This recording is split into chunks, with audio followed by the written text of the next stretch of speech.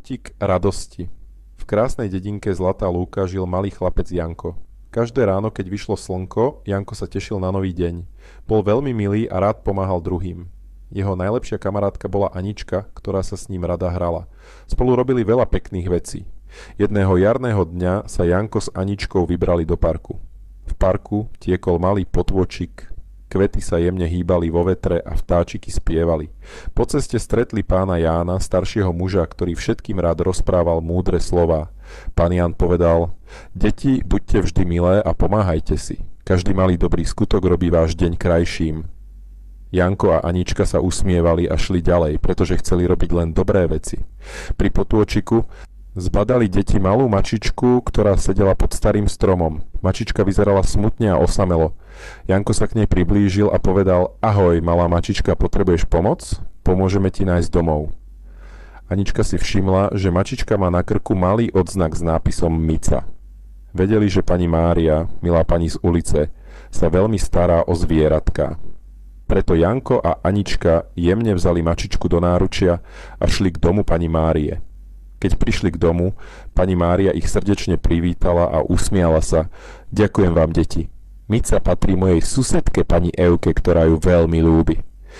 Deti s pani Máriou išli spolu k domu pani Evky. Tam pani Evka objala mačičku a povedala deťom: Deti, ďakujem vám veľmi. Pomáhanie robí náš svet krajším. Janko a Anička boli veľmi šťastní, že mohli pomôcť. Vedeli, že byť dobrým kamarátom znamená veľa. V nasledujúcich dňoch sa v dedinke Zlatá Lúka dialo veľa pekných vecí. Janko a Anička sa stretávali s ďalšími deťmi, ktoré tiež chceli pomáhať. Spolu čistili park, zbierali papiere a kamienky, aby sa všetko trblietalo. Deti si navzájom rozprávali príbehy o dobrote a smiali sa spolu. Starší ľudia boli radi, keď videli, že mladí ľudia robia svet lepším. Jedného dňa deti našli na okraji lesa starú chalupu.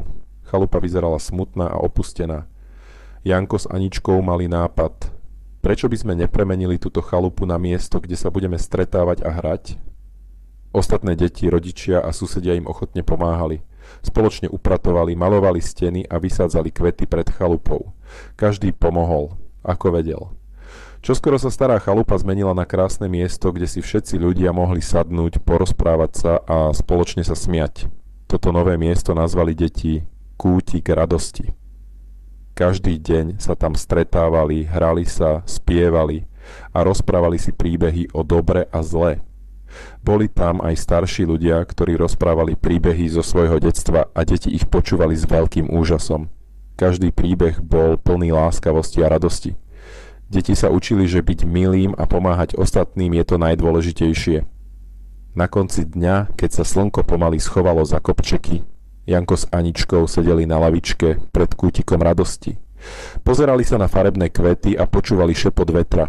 V tichu večera si pripomínali všetky dobré veci, ktoré ten deň urobili. Vedeli, že každý deň, keď si navzájom pomáhajú, robia svet krajším.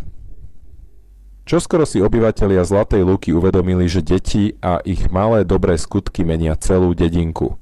Rozhodli sa usporiadať veľkú oslavu. V ten deň boli všetci spolu. Starší ľudia rozprávali príbehy, deti spievali piesne a každý sa tešil.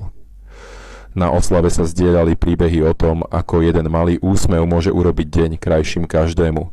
Pán Ján opäť povedal: Keď ste milí a pomáhate si, vaše srdce sa vždy raduje. Každý dobrý skutok je ako zázrak.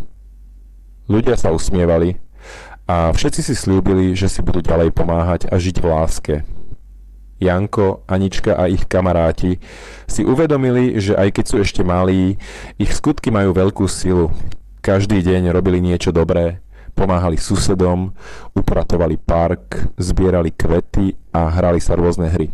Ich srdcia boli plné radosti a každý večer si pripomínali, aké je dôležité byť milým. Keď nastal tmavý večer, všetci v Zlatej Lúke zaspávali s myšlienkou na ďalší deň. Janko a Anička vedeli, že láskavosť robí svet lepším. Každý deň bol novou príležitosťou dať niekomu radosť a to bol najkrajší dar. Tak skončilo Jankové dobrodružstvo v dedinke Zlatá Lúka. A aj keď príbeh skončil, deti aj dospelí naďalej žili s láskou a pomáhali si navzájom. pretože vedeli, že každý úsmev, každé dobré slovo a každý pomocný čin robí svet krásnejším miestom pre každého. Buďte také aj vy, deti. Urobte zajtra ráno tiež nejaký pekný dobrý skutok.